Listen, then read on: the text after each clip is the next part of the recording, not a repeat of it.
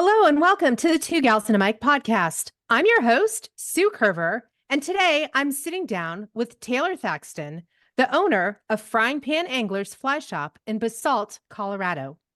As a passionate advocate for equipping anglers to explore local waters, Taylor is also using her fly fishing acumen to help bring women veterans into the sport and heal in the outdoors. Taylor, welcome to the show. Thanks for having me, Sue. Let's start with your origin story. How did you get interested in fly fishing and generally just working in the outdoor space?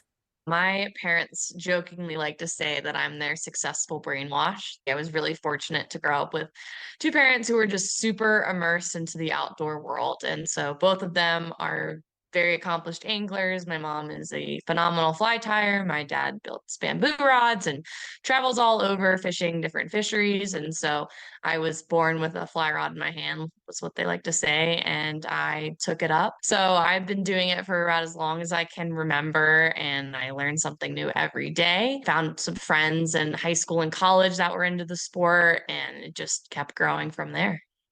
And where did you start out fly fishing? Because it wasn't in Colorado, right? It was in different watersheds and different rivers. It was. I grew up in Virginia, which most people don't think of when they think of a fly fishing state. Virginia definitely has a lot of sneaky trout water, and you can always target other species on the fly rod. And I spent a lot of time, obviously, in Virginia and then Tennessee as well. I went to Virginia Tech for college because it was closer to the trout streams. And so I spent a lot of time running over the Tennessee border and exploring Southwest Virginia. And were you going to college for something fish related? Were you going to be a fish biologist and go work in wildlife and conservation, or what were you doing with that? I actually wasn't. I was an animal and poultry science degree. So I actually was on the pre-veterinary track for large animal.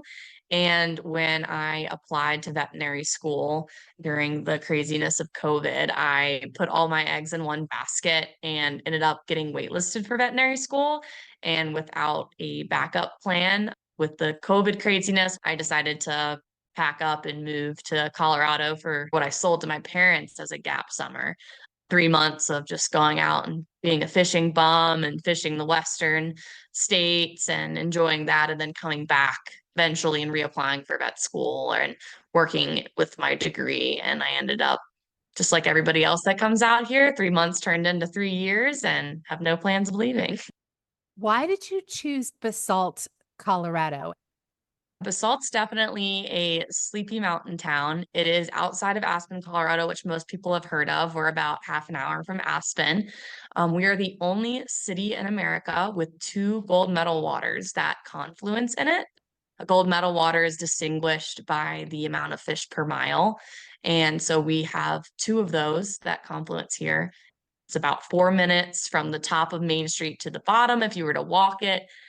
It is definitely an outdoor fishing oriented community, which I love. I actually had a friend in college who grew up in the area, and we came out here and skied in college. And I kept driving by rivers and different fishing advertisements, and I kind of made that mental note in my head. And when I decided to go on this 3 month gap summer, I was going to pick a place and find a fly shop and work. I did a bunch of research and found Basalt, and in my research, found out it was kind of the unofficial capital of fly fishing because of the two gold medal waters. So I really fell in love with it. And I kind of was sort of familiar with the area and saw there was a listing at a local fly shop for a job. And so I said, why not? And applied. And they called me a week later. When you came out to Basalt and decided to apply to this local fly shop, were you a guide? Did you have that experience in licensing under your belt, or did you have to go through a process to get that? I actually moved out here with no intention to guide, and I wouldn't even say really an interest. I totally felt underqualified. I'd never worked in the fishing industry before. I only knew my home rivers. I really was just looking for a community of like-minded people that like to spend all their free time fishing, and started working in a fly shop and learning so much more, and had a lot of great coworkers that took me under their wing and kind of showed me the ways around here. And one thing led to another. And the next thing I knew, I was guiding alongside group trips, shadowing trips, learning how to be a guide, and eventually stepping into that role. And how was that as a woman? Was it difficult for you? Did you have any personal or internal barriers that you felt that you had to navigate to be successful? There was 4 other female guides that preceded me in the valley who laid that foundation and groundwork and normalized it, and they did a phenomenal job, and so there was less of a barrier, I would say, thanks to them, for me entering into that role, and so I never felt any pushback for being a female, which was great, and I actually had a lot of clients that said, "We love going with female fishing guides," and I had clients that came in and asked for a female fishing guide because they wanted their wife or their daughter to get into fly fishing. And so it was a great experience for me in terms of that. I would say I had a lot of barrier and self doubt with not having worked in the industry for as long and questioning my own talent and capabilities, working alongside guides that have been doing this for much longer than me. And so I would say that my doubt came from just being younger more so than it came from being a female, which was very fortunate and thankful for those guides that came before me for creating that community already. I don't think that what you're describing is an uncommon thing, especially for women. I've found as we're going into the unknown or into things that are different or perhaps a little bit outside of our comfort zone. How did you navigate that fear or imposter syndrome, if that's what you had? I think a lot of it was just spending as much time as I could learning. I was just having that open mind and asking questions and learning from those that were already here before me, and really working in the fly shop was just super knowledgeable. My first summer, I spent every minute fly fishing, whether it was getting up early before work, after work till dark, days off. I was just trying to soak everything in as much as possible. And, having been here for 3 years now, I mean, I still haven't learned it all. I still learn something new every day, which is why I love this sport so much. There's no true master. There's people that know a lot more than me and other people, but you're still learning every day. There's a new technique, there's a new style, there's a new way to set up your rod, which is just so fascinating to me because it's just so stimulating.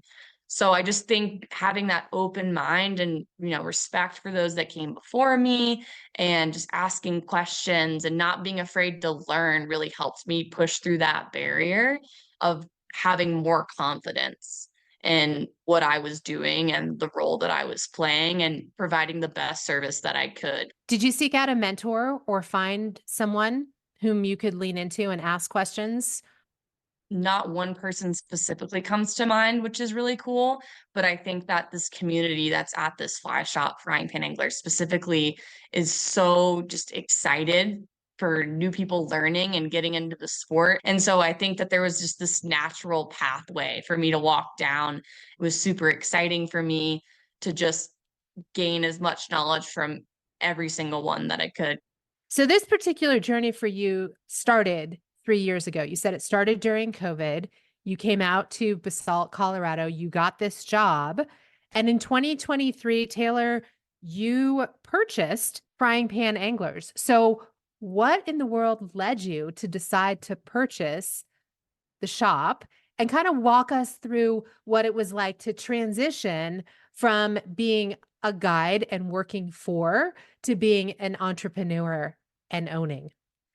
So it really was the definition of one door opening after another. So I moved out here to just be a sales associate and work into the shop. And I was able to step into a guide role, not something that I had planned, but something that just came very naturally. After that, I was asked to step into a managing role, still guiding a little bit, less than I was, but still playing all the roles. And then the next progression is the previous owners were looking to sell the business as a retirement and approached me and said that we love your enthusiasm, your youth. We love the way that you run the store. All of the guides and our employees have only had great things to say about you. And if this is of something that is of interest to you, we would love to support you into this next role of being a business owner. And so I think I was so fortunate to have played all these roles and worn all these hats because I jokingly like to say I knew what I was signing up for when I decided to step into that business owner role. So I knew how to order flies, I knew how to manage employees, I knew how to stock the shop, I knew how to best support the guides and what they needed there. I knew all of the personalities.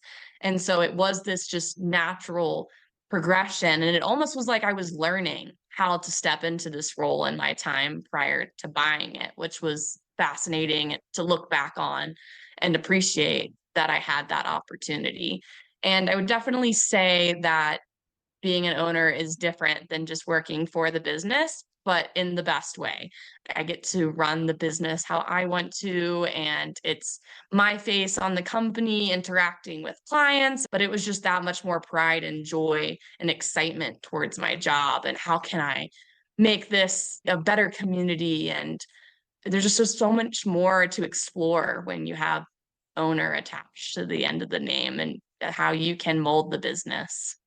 Has that changed relationships or interactions for you now that you have owner attached to the end of your name? I was definitely nervous that there would be a change. And, I was their friend, I was their coworker, and to now I'm their boss. I mean, I was their boss on some level before as a manager, but now I'm the name on the bottom right-hand corner of their paycheck. And I think it was a shocking surprise, the just support that I received. I remember like not telling anybody until it was finalized and then calling all of my employees to let them know. And I was just greeted with this excitement and support and overall enthusiasm. And that has not dimmed at all in the now year and a half into the business.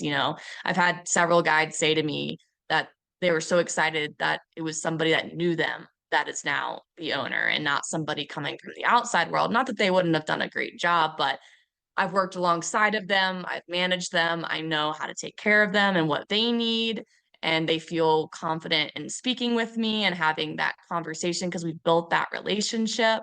And so it has been an overwhelming amount of support, which I am incredibly grateful for because it could have totally gone the other way and it didn't. Taylor, I talk to a lot of female entrepreneurs about their businesses, about starting their businesses or maybe growing their businesses. And the conversations that we have, oftentimes they'll share that concerns are around things like financing or doing the books or being responsible for literally the paycheck and the welfare of employees. What is your biggest business challenge and how are you working to overcome that? I think my biggest business challenge, I joke with my siblings, make sure you take a business class in college because you never know where you're going to end up. That back end of the business for me, using QuickBooks, payroll, paying bills, invoicing, all of that was completely new to me. I had no base knowledge. And so luckily, I had arguably learned half the business already. I knew how to run the store, I knew how to order for the store, I knew how to manage the guides. So I really just needed to sit down and learn, and I'm still learning how to do all the paperwork. And I've been very fortunate to have a lot of great role models and resources. My mom owned her own business for a long period of time. My dad did as well. I have several of my family friends that have been in similar business owning situationships and just not having that fear of being able to pick up the phone and call somebody and be like, hey, I don't know how this works. Can you explain this to me? A lot of YouTube University too. But just having all of these role models that I've been able to call and ask for help has really helped that curve. And it's going back to why I love the sport so much because it's so stimulating and I'm learning something new every day. Learning the backside of the business, I'm learning something every day. And I'm sure I will continue to do that being an entrepreneur. It's definitely can be a more stressful learning process, but it is definitely very rewarding. You mentioned that Basalt is very much a fishing town. And I know, having been there and I've been to your amazing shop, there are a couple of competitors within the same space in the same area. What is your market differentiation? What makes frying pan anglers so special? Every fly shop is special in their own way, but frying pan anglers, I think, has a lot of youth and excitement around it being locally owned. Everybody here just has that excitement around them about being on the water every day. There's no like dimmed glow, which is super refreshing and can be hard to find in certain fly shops. We were actually also founded by a very famous fly tyer, Roy Palm, back in 1986, who some people might know. He lived in Basalt, Vietnam vet, and designed a bunch of very famous flies. And so having that history, that rich fishing history, also I think brings a lot of people to our store, wanting that piece of Roy Palm and that piece of fly fishing history that's associated with us. And one other thing that makes you so unique, as I mentioned in the intro, is that you are heavily involved in helping women veterans get into the sport of fly fishing and then using this as a way to progress through their healing journeys. Tell us about this. How did you get involved with veterans and what's your why?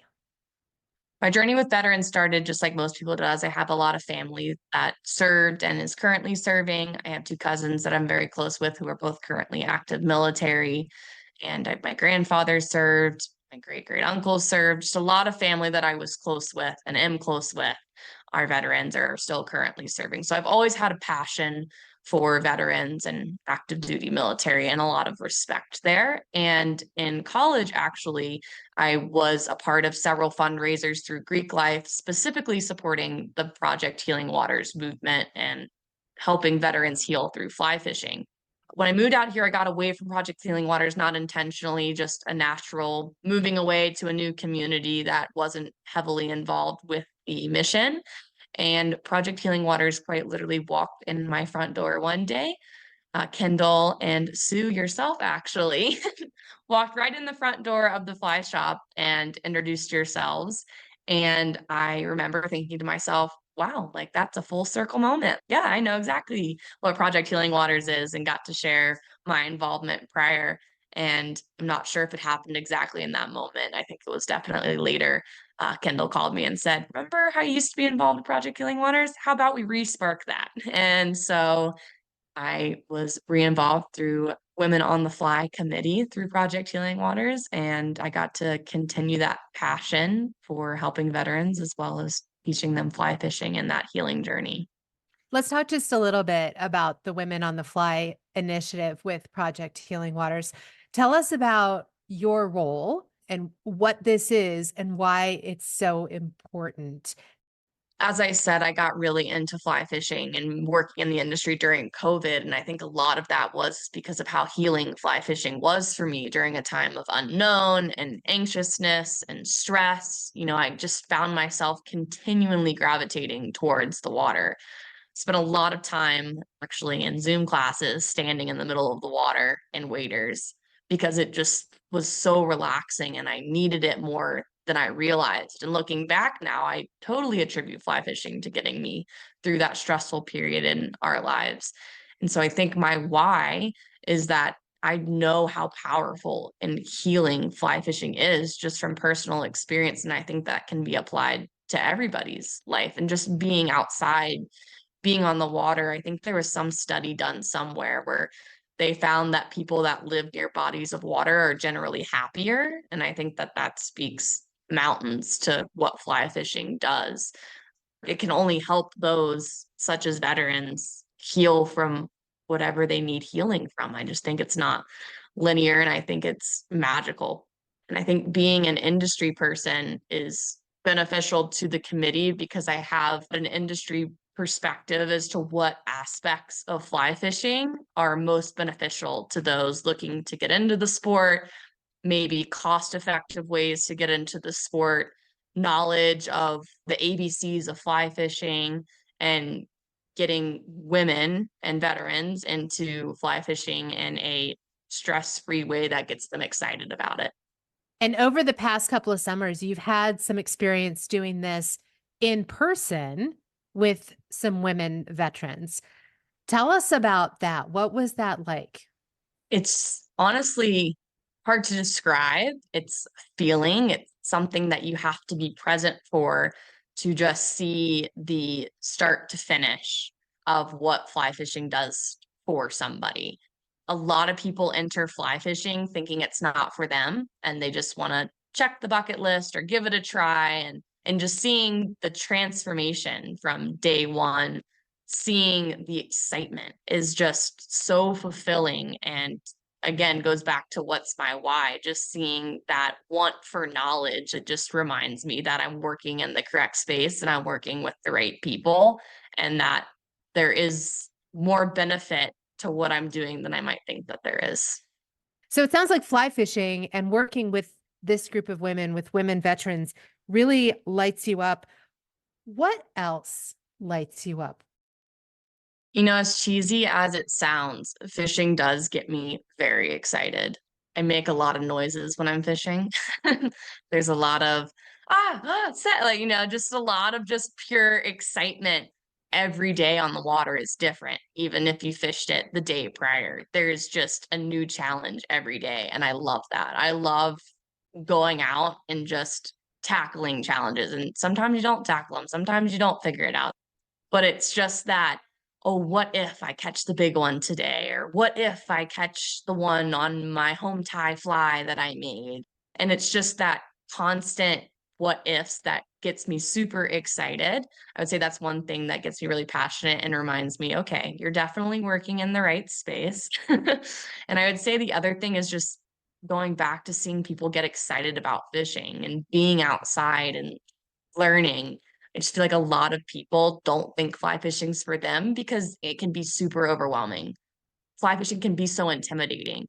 Getting people into fly fishing and showing them the ABCs and the basics, and just seeing that light bulb click in their head, and just seeing them come in the fly shop like once a week, or maybe I only saw them once a month and now they're in here once a week, and just them showing me their fish pictures and watching them grow, which is kind of like something that you might say about kids, but watching them grow in their fishing journey is super exciting for me. I have this one regular who has been in here since I started working in here, and I have seen him grow so much. I joke that he doesn't need us anymore because now he's like tying his own flies, but he comes in to show us all of his home tied flies. And I remember showing him how to tie knots my like second day here working. And so I think that that is just so gratifying for me, seeing other people getting excited.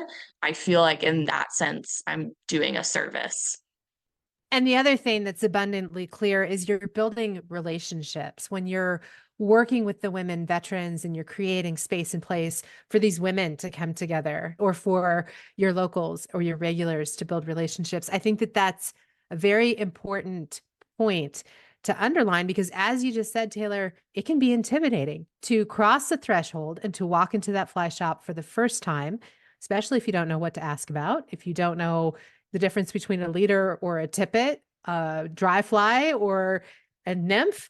So that is critical. The relationship part is critical. How about places to fish? Because I know in Basalt, you mentioned that there's a couple of blue water streams up there. Do you have any favorite places to fish, whether it's locally or not so locally? Do you have any bucket list places? Definitely have what feels like an endless list of bucket list places. In Basalt specifically, we have the Frying Pan River and the Roaring Fork River. You drive 20 minutes to Carbondale, you have the Crystal River. You drive another 20 minutes to Glenwood, you're sitting on the Colorado River.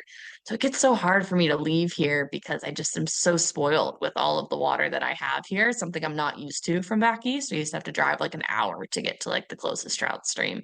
But I definitely love spending time in the high country on my days off, chasing little brook trout and cutthroat, some high alpine lakes, some high alpine streams, hiking or off-roading, either way. It's just hard to have a bad day on any of the body waters out here. I could have a great day on any of them. My bucket lists are endless for sure, but I would say I definitely would love to go to the Amazon and fish for peacock bass. I would love to go to Argentina and fish for golden dorado. And I'm actually going to Mexico in January to fish for permit. So that'll be another one that's on the bucket list. I'm keeping my expectations low though, because I know any fly fishing trip, it's fishing again, not catching. So you're talking about freshwater species, you're talking about saltwater. Do you have a favorite fish or a favorite species? Trout will always be my favorite because I think that there's just a nostalgia there from like fishing with my parents, and it's what I grew up doing. I would say right now my favorite is the cutthroat species, the native species in Colorado, and finding them in their honey holes up in the high country. I mean, they always say trout don't live in ugly places for a reason. The scenery is just so beautiful. I mean, I tried saltwater fly fishing for the first time back in March, so I am just now getting that itch, and I'm sure that that is only going to continue to grow. So I'm sure that if you ask me in 6 months, that'll change. I think there's always going to be a soft spot for trout. I don't think I'll ever get tired of it. Do you have a preference for how you do it? Do you prefer to walk wade or to go on a drift boat or power boat? They're all fun. If I have a day off, going in the boat is fabulous. I love a nice boat ride down the river, throwing streamers. That's an ideal day for sure. But working the same hole can always be very gratifying. I always say it's got to be what I'm in the mood for. What kind of challenge do I want that day? I would say on my days off, more often than not, I'm probably in the hard boat or in the raft or floating down the river. But I do love getting in waders and going and just fishing for 2 hours and getting that itch out when I can in the evenings. Well, I mean, you've talked about fly fishing from the mental health aspect and from relieving stress and mitigating anxiety. If you're waiting, that's definitely a physical endeavor. And it sounds like you do some hiking up into the backcountry to get to those alpine lakes.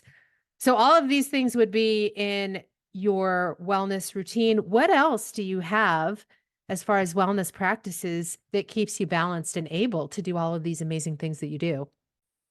I'm definitely not as maybe routine is the right word as I should be with mental wellness practices. I definitely wish I did more yoga. I definitely wish that I took the time to do some breathing exercises in the morning or evening. I definitely do try to take time for myself in the evenings, just pull myself away from the crowd. I think car rides are very therapeutic. I love just going on like a car drive. I feel like I don't really think about anything else except driving down the road. And I have a nice like 30-minute commute on my way home. So I think car rides for me in the morning and the evening are very therapeutic. But I use fishing so much as a mental health practice, just living so close. I have a river 5-minute drive from my house. So if I'm really in that tough headspace, I just throw stuff in my car and then I drive 20 minutes. I'm at a body of water. Having that release so close has made me be less reliant on other mental health practices just because I have that so readily available at my fingertips and it works for me. And I know it works for me. What about the balance with being a business owner and all of the requirements to make sure that you've got your business running and profitable versus the things that you need to do personally, whether it's with family or relationships or friends? How do you balance the two? It's a great question. If you have the answer, let me know. Luckily, a lot of it's intertwined for me. I would say like my friendship relationships are a lot through fishing and my relationship. We met through fishing. He's also a fishing guide, so we work the same hours. And so I get lucky with that because his hours are my hours. And so we have time off together at the same time. We have dinner together every night or most nights. And making time for family during the slower seasons. Because I know realistically, when it's go time here, which is June through August, middle September, my attention will be here. But I have the rest of those months slow down and I can spend that time with family. I can spend that time with my boyfriend, with my friends, and have that relationships overcompensated during those times to make up for maybe when I'm less present during the busy season. Well, these 4 years have obviously been wrought with surprises and unexpected twists and turns. As you've gone through this journey, what's one thing that you have found clarity about, or something that you now understand that maybe you didn't understand as much before? I think a lot of people, and I did for myself for a long time, I felt very lost during college. That imposter syndrome that I felt a little bit being here. And when I know, and I didn't get into veterinary school, I felt during COVID, I just didn't know what my purpose was. I didn't know where I was supposed to go, what I was supposed to do. And more often than not, those doors have just opened in front of me. And I would argue that my purpose has found me as opposed to me finding my purpose. And I think that that was so hard for me in the first 4 years of this journey. Being so lost in college. I'd wanted to be a veterinarian since I was probably in the third grade. Didn't know what other job opportunities there really were. I kind of put myself in a box and was like, okay, I've wanted to be this since the third grade. This is what I'm going to do. So I would say my biggest blessing was never getting into veterinary school and being waitlisted. As scary as that was, it led me to where I needed to be and where my purpose was, which even if you'd asked me 2 years ago if I'd be owning a fly shop, I would have laughed in your face.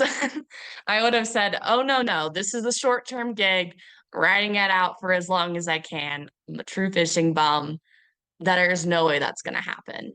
And it fell right in my lap. And so I think a lot of clarity has come from just taking the opportunities that are in front of you. And it's okay to not have a plan. And it's okay to feel like you're just kind of there and you exist and you don't have that light at the end of the tunnel that you're working towards. And that was so scary for me.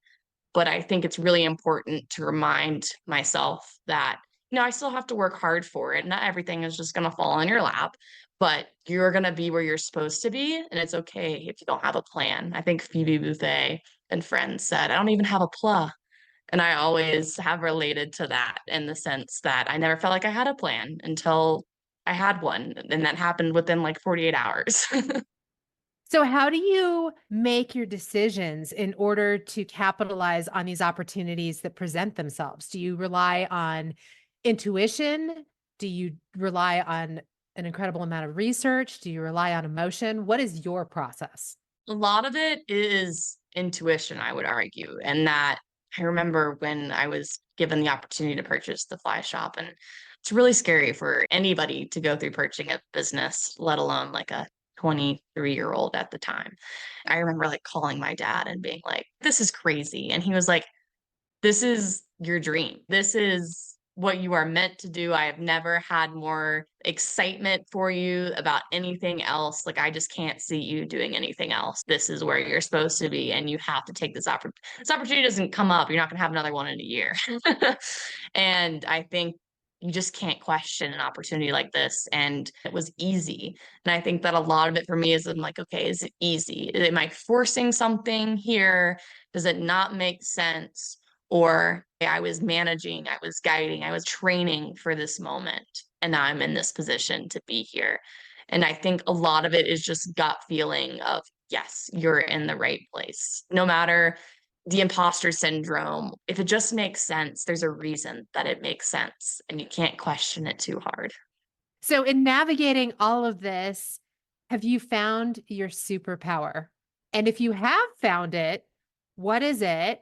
And how are you implementing it in your life? Although I don't feel like I have a superpower, I feel like this conversation has made me realize that I think helping people is maybe my superpower. I don't know if I would call it a superpower. I would say it's more maybe my purpose and why I'm here. I don't think you have to have a special superpower to help people. I think it's maybe just your calling. Just seeing people go from A to Z and, from the bottom of the hill to the top of it is just so rewarding for me and something that I'm so passionate about. I always thought that maybe it would wear off and I would turn into that crunchy old fly fishing person that sits in the shop and is like, the fly that works is in one of those boxes. But I get truly excited with every person that walks in here. And that has not faded. And I don't foresee it fading because it's just so exciting seeing them come back that afternoon. Oh my gosh, look at this fish that I caught that you picked that fly out for me. I had such a great experience. And that is just so rewarding for me that it just keeps me going.